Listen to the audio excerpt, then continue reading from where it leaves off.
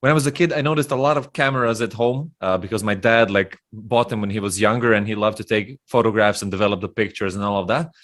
And Yeah. they're really, really old, you know. So he has like a 10, 15 piece collection from when he was younger. And of course, today cameras are completely different than than they used to be. Yeah, whole different ball game. Do you have like a professional camera, or do you shoot from your phone, Yeah, or I is it a have. mix? Yeah, no, I have. So I have two cameras. I'm shooting with Canon. So I sort of started. Well, I have it actually. If you want me to get it, it's just over here. It's the first ever camera I had. Give me a second. So when I took my first road trip to Australia, my dad gave me this. It's a video camera. All right. Old school, as you can see. It's a Handycam Sony. And I had this, and I had a point and shoot. Was the first sort of camera I had, a small little Samsung. It's still at home in my treasure chest. And yeah, compared to now, this is one of my cameras I'm shooting with. It's always here next to me. I'm shooting with the Canon 6D. So yeah, it's a bit of a beast of a camera. I have the Mark 1 and the Mark 2 now. But I would love to upgrade. I know that sounds stupid when I had two cameras already, but cameras are improving like every year, insane amounts. And it's not sort of the camera, it's not sort of say the picture which is improving now, it's the things you can do with them. Like for example, this is the Mark 2. I have this like flip out screen, which to some it might seem pointless. It's a game changer when you're working on boats and stuff and you can't reach out and you can just put the camera out and see rather than. And there's a weird angle. Yeah. So the cameras are getting a lot smarter now, especially with their autofocus and stuff like that. Like I think my friend has one of the Sonys and the lens. It's the lenses which are getting fast. He has a brand new lens, and literally as soon as you do that, boom, it's focused. Whereas this slowing down a little bit now, but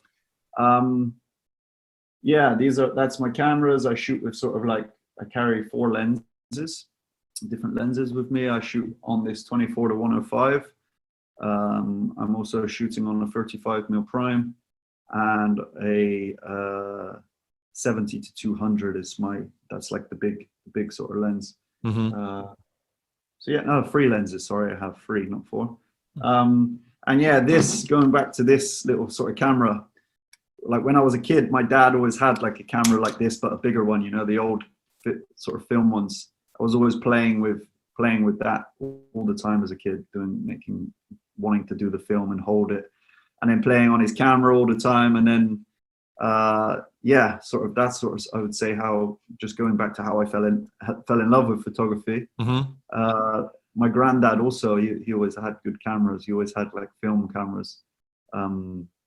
And I don't know, I remember there was one picture I was always in love with, and I had it in my bedroom since I was young. It's the Rockefeller lunch. That picture where the guys are sat on I'll show you let me just grab it up. On the steel bar above New York. Yeah, I know the picture. Yeah, that's amazing. Super famous picture. Yeah, this one. Yeah. Here, just so I know it. Yeah. That's so I had it in my bedroom, and I think that was one of probably the first pictures I sort of fell in love with, and the art of photography, and then I was always interested in, when I was looking through my granddad's war magazines and through everything, I was always looking at the pictures, like, well, how do they take that? And you see these things, and the brain was always wondering a little bit. So. Yeah. And when you see those like really old pictures, you don't even know who the people are or where it is. You're always kind of trying to figure out the story behind it. It's like, where is that? What happened there? Like, who are these people? What were they doing? Exactly, man. Yeah, exactly like that. I remember when I went to Australia on that first trip when I was 21, when I had this little camera, I thought I was so creative with all these angles I was getting, and I look back at the pictures now, and they weren't bad, to be fair. I'm not gonna lie, they weren't bad, but like back then I had no access to editing equipment or anything like that.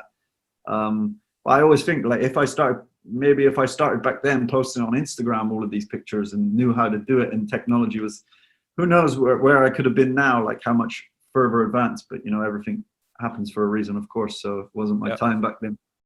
I get it was all a good learning curve. Hey, thanks for watching this video. If you want to see the full version, go to the Uncle Gold Podcast YouTube channel or watch the next clip.